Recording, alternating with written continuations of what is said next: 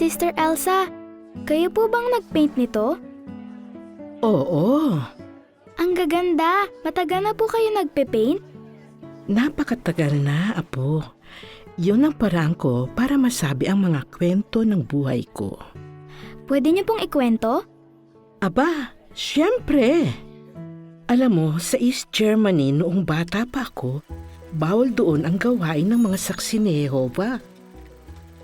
Tumutulong ako sa pagkopya ng mga magasing bantayan at itinatago iyon sa pagkain. Talaga po? Oo, tapos dinadala namin iyon sa mga kapatid na nakabilanggo.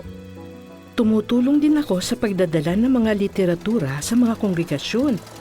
Pero patago. Wow! Nang maglaon, bumuti naman ang kalagayan sa Berlin. Di nagtagal, lumipat ako sa New York at doon ko nakilala ang aking gwapong asawa. Wow! Ang galing naman! Salamat!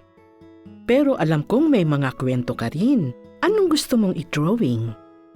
Meron na po. Ito po, noong pumunta kami ni Caleb sa park at may nakilala kaming batang babae.